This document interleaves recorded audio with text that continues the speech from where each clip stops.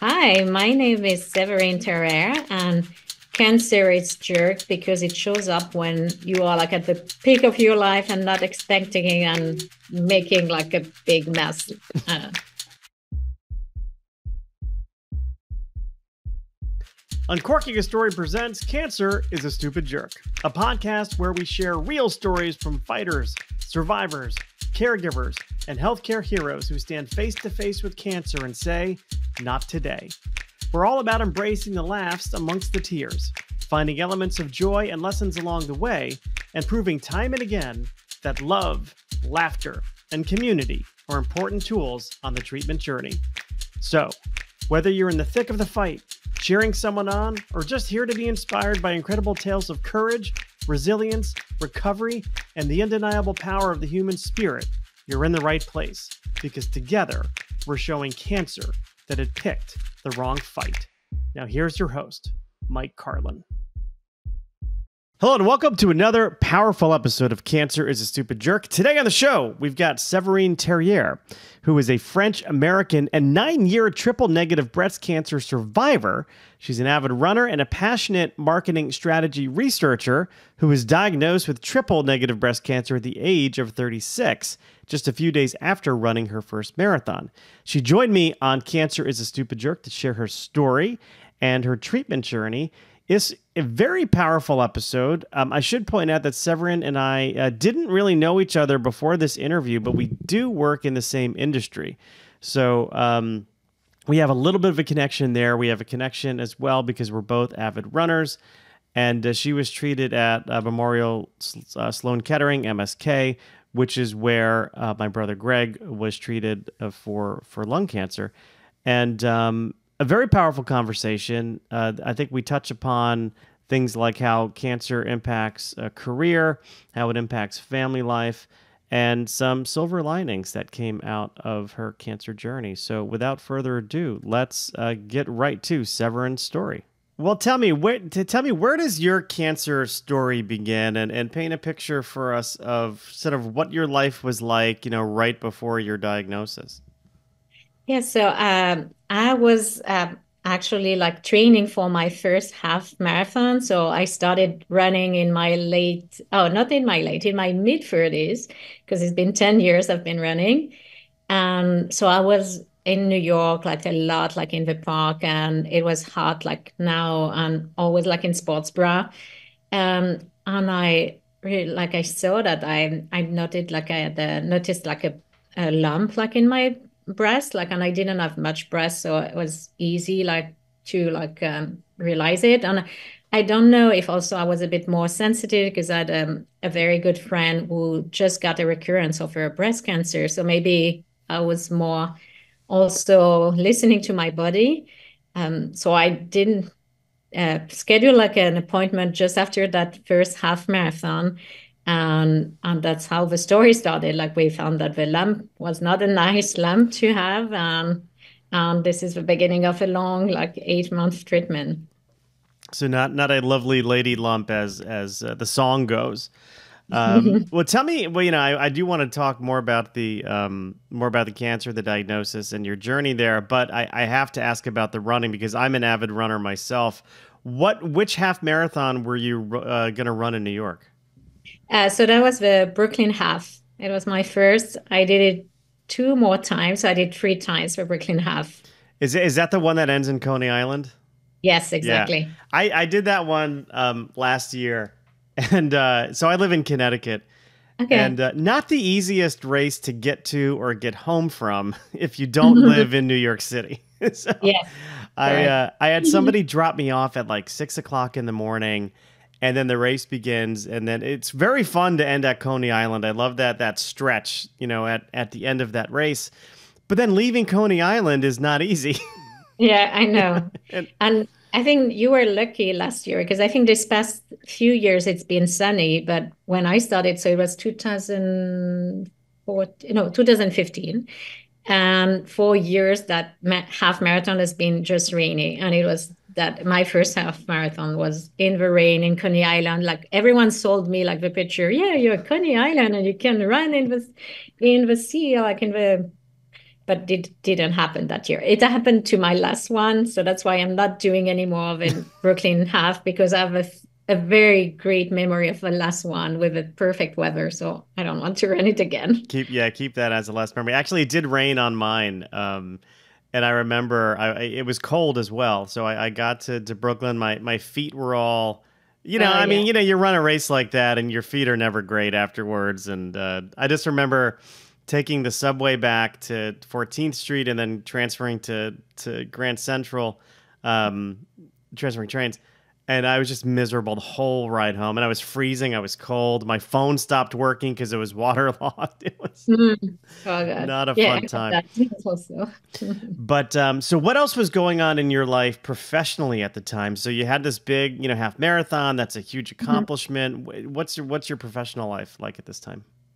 So I was at that time, I was a woman owned boutique research agency. So I've been with them at that time. It was already 7 years, because I joined them like in 2008 and I stayed there until a few years ago. So I was there for a long time. So it was, I could say, like the perfect place to be, like when that happened, because we were a pretty small or like manageable size, like 30, 40 people, and women owned. It changed a lot, like in terms of management. And I was unfortunately the first of many that happened after. So I was the first to have like cancer, like a cancer diagnosis, but a year or so after, like another colleague got ovarian cancer when she was pregnant. And I think a year after, it was another like of my colleague in the UK, about like the same age as I had, like at the time of my diagnosis, who also got breast cancer. So we became like a very great support team. So they started with me, and after they were so experienced, like to help people going through like that journey. So, but it sounds like you were in the right type of environment anyway, Yeah. to have a support system and people who are understanding sort of what you're going through.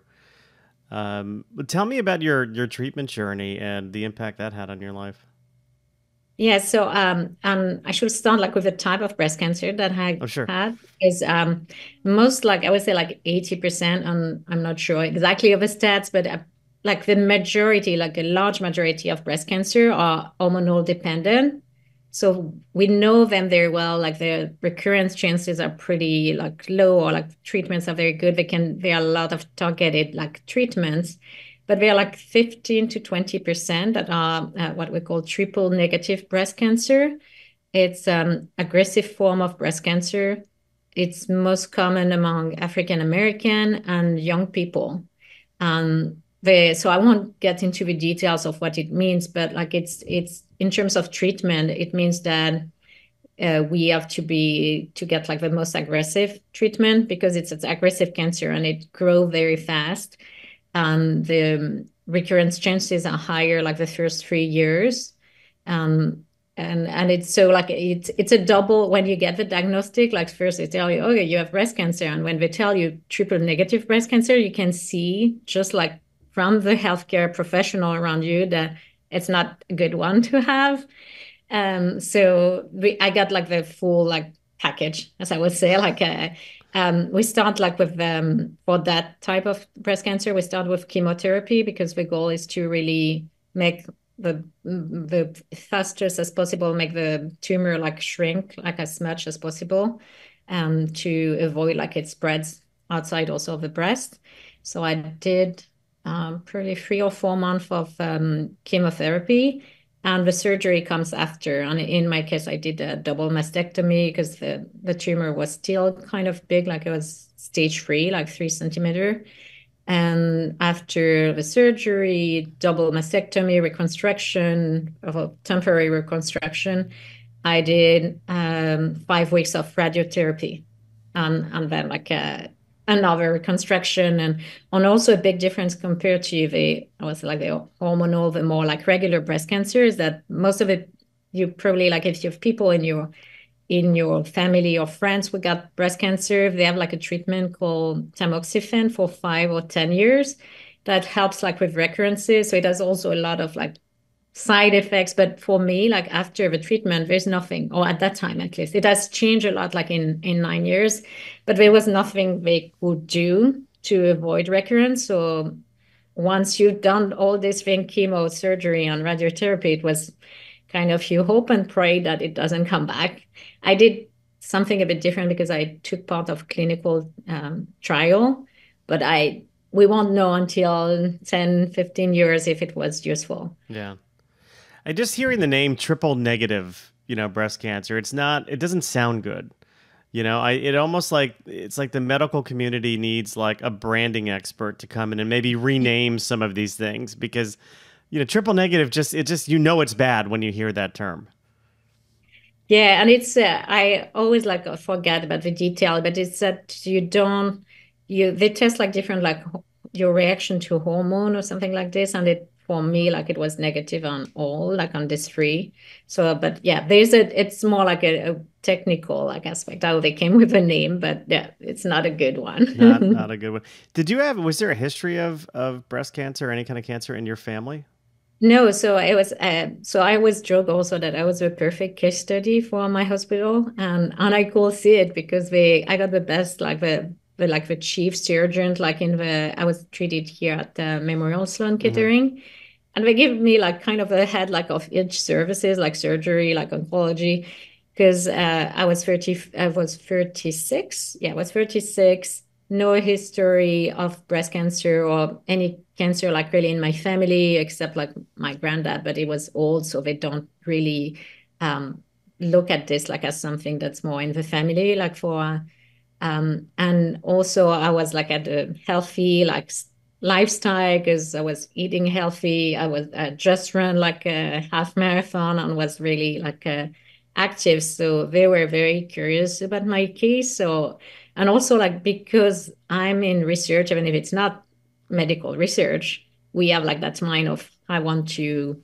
help and I want to be part of some like tests. So I signed up for so many like clinical trial on research, like just on the different like type of treatments. So it was a good case study, and it was also fun to interact with them because I can understand the sample in the research or we are doing and what we are trying like to prove with like medical research. Yeah. I know Memorial Sloan very well. That's where my brother was Mm. treated, it's where he eventually passed away last year. And yeah, I spent a lot of time on the Upper East Side of Yeah. Manhattan, there. But it is a very special place. Not that they're a sponsor of this yet, but Mm. it is a very special place with great care.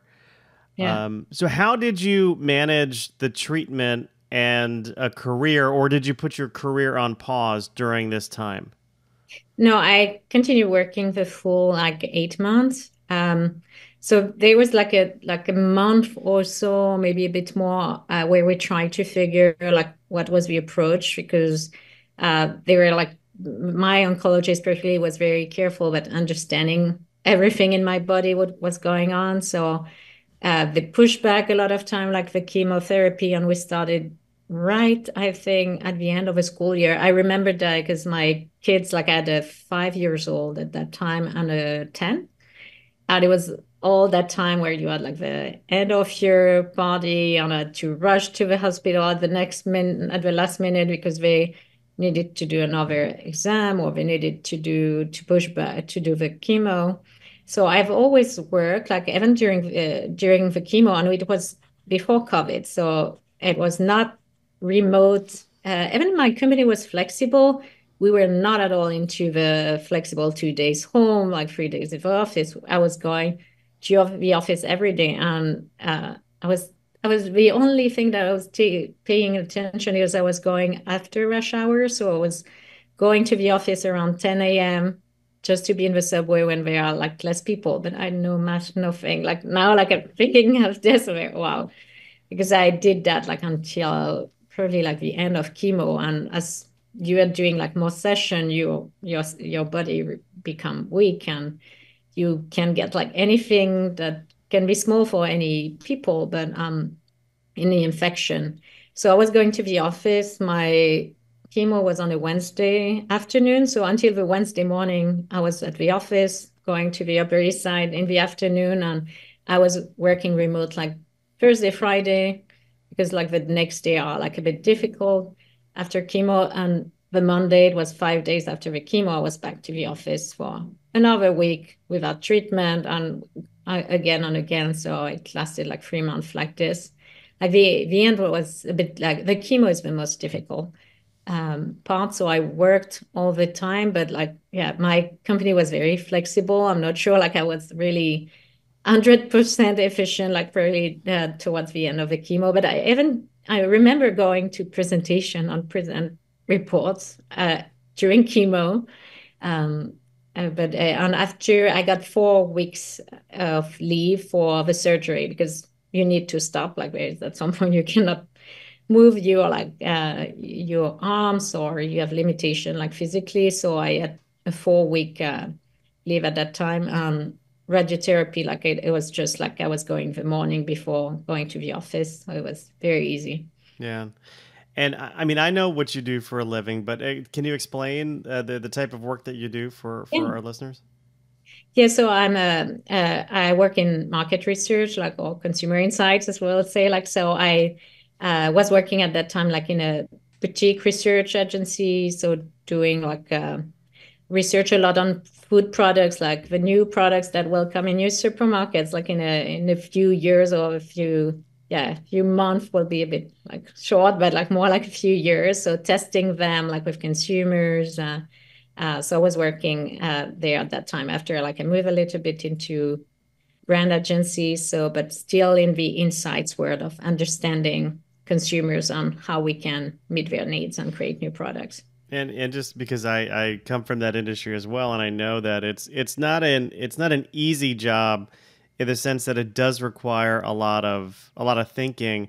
But there's Mhm. also, and I don't know if this was true for you, but back in the days before COVID, before online research was where it is now, it did involve a lot of travel and a lot of in person sessions. And I assume you were doing in person sessions as well, or So luckily at that time I was doing a lot of online, like on quantitative. Even if we were doing qual, it was not too much of like travel. So yeah, I will travel like a few times in the year. Like during that time, I didn't travel at all. Or yeah, I went to New Jersey. Like it doesn't count. It's like it didn't fly anywhere. So yeah, so that was fine. That environment was really perfect for me because I didn't have like too much meetings, so I could really manage my schedule very well. okay, very good. So tell me about like your family life during this time as well, because this is, this has an impact, I'm sure, on everybody in the household. You mentioned having, two children, 5 and 10 at the time, husband. Um, how did you balance family life? Yeah, and so I tried to keep kind of my life the same way. Also for my children, like to see that I was still going to the office, I was still exercising. So for sure, I was not running big races, but I was still walking or running or doing yoga to show that yeah, it's not it's bad, but it's like to show like I was still good. So that was going well. Like so the little one didn't really understand at that time. Like now he knows because we keep like talking about this. I still have follow-ups. The oldest one was 10, so he could realize what's happening. So, but yeah, I was home. Like he could take care of me. Like when the end of a chemo is a bit more difficult. But I had a very support system. Like I always had like someone coming with me, like to chemotherapy. And it was not always my husband. It could be like a friend, a colleague. So I always had someone who will help. My company was doing something great that after each each chemo session they were sending us like food, like a delivery, like for that night, for that dinner. So we didn't have like to take care, like to worry. And it was also adding like a bit fun because every like after each session, like my kids were like, oh, what are we having tonight? Oh, it's sushi night, or it's like, so it was adding like some excitement, like into something that initially was not like very positive. So yeah, it went pretty smoothly. We had family visiting because I'm French, so all my family is in France. So my in-laws came, my parents came like a few times at different moments of the treatment, really like around the surgery or the end of the chemotherapy. So they could help a little bit also with the family. Yeah, how important is having a strong support system for people who are going through cancer treatments? That's key, and it's really, and we have a big role, and also it's also stressful for them because they cannot show you the stress that much because you're already stressed, so they have to take care a lot to take a lot on them. Yeah, and it's always like people asking me like how I can help, and my friends did a very good job like that. They will be like someone will bring like food, or like someone will also like just to do things that are outside cancer because you are like in that environment every day. So I don't want to hear about like cancer all day. So we'll go like with life, like go for a walk or go outside or do. So I always had like a good, very support system to help like going through this. And then, in terms of any spiritual practices, did you find yourself, or well, I should ask, did you have any spiritual practices before, and did anything change while you were going through your treatment? So I was already doing a lot of yoga before like being diagnosed. So I continued with my practice. I tried a little bit going more into relaxation and Reiki, but didn't really follow up. Like I'd use it later because something that we may talk after is that you have like the treatment, but you have the after, like kind of the baby blues, but it's the cancer blues kind of. And I use more like that time like yoga or like relaxation to help like through that journey. Yeah. This question might sound a little strange, but I'm curious as if you have an answer to it. Were there any gifts that cancer gave you? Were there any sort of silver linings or positive things that came out of your journey? Yeah, for sure. And it's yeah, for like the priorities in life, like for sure, like that I was working a lot, like industry as many people. So it gave me like yeah, some realization of what's important in life, like the family.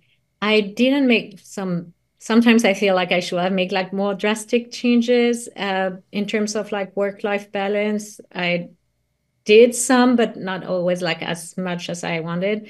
It changes like in terms of like health, like behaviors also. Like what I thought that I had already a healthy lifestyle in terms of what I was eating, but I shifted more like to plant-based and read like a lot more like how to listen to my body. And so it has changed like quite a lot, like on my mind and my also like what I've done like physically.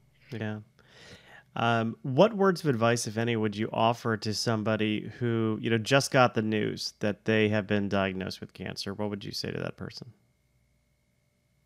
Uh, it's very difficult because it's a difficult time, and I have a lot of people coming to me like with like the same story. Like I'm thinking of a friend of mine like from high school, and his wife just being diagnosed like a few months ago, and she's going for treatment, and he was asking like I was trying like to think like how I can help, and something I keep saying like is you have to be open like for help because yeah you have to let people help you, and that's more an advice for the caregiver, but you should not wait for the cancer patient or your cancer friend like to ask for help, like to come and you do things, and it can be small things like you go and pick up the kids at school or you go to with them like to a swimming pool to change like but yeah, and on more for the cancer patient side, I always say like yeah, it's important. Like your support system is very important, and could be, for example, you go to a doctor appointment, always have someone with you. Like it could be your husband, a very close friend, because or we are stressed. Like there's the chemo brain effect. Like I don't like I probably went to some appointment and didn't remember anything after. And so it's technical. It's not a word that you. I was lucky that I had a very good friend. She was a nurse. So when I was going to chemo with her, it was super easy because she could explain me what was going on. So it's really like accept help, yeah, build your support system. And somebody once told me that the three most powerful words in the English language, as well as the three hardest to say, are "I need help." Hmm. Yeah, Yeah, there's I think there's a lesson there too. It's like to be able to ask for help. It's not a weakness. It's a yeah. it's something that is important, and it's something that all of us need to get better at doing. Specifically me. And finally, as we wrap up here, what are some things that you might want to say to either the people in your support network who are helping you during that time, or your hospital workers, nurses, healthcare practitioners? Anything you'd like to say to those people? Um, yeah, and I really had a very good like experience like at MSK on something that I like and that's applicable, I think, to also like caregiver is that the way that Memorial Sloan Kettering was approaching like the treatment of patient is it didn't look like an hospital. I don't know if you've been to some of the building, but it looks more like a fancy hotel with like a concierge and people will get you like for appointment and not like in they're like just in regular clothes and it changed a lot like in for your mind and it's also applicable for caregivers that you don't want, like the help that you need sometimes it just be to talk about something else than the cancer, the treatment, and to go and have fun and go on a bar, to go to a bar, to go dancing and do fancy, because you don't want to live in that cancer world all the time. And it's part of the healing process, like to be able to do something else than beyond cancer. Yeah, that doesn't feel like a clinical environment. Yeah. Lastly, do you have any races coming up this summer? Are you have any big ones coming up?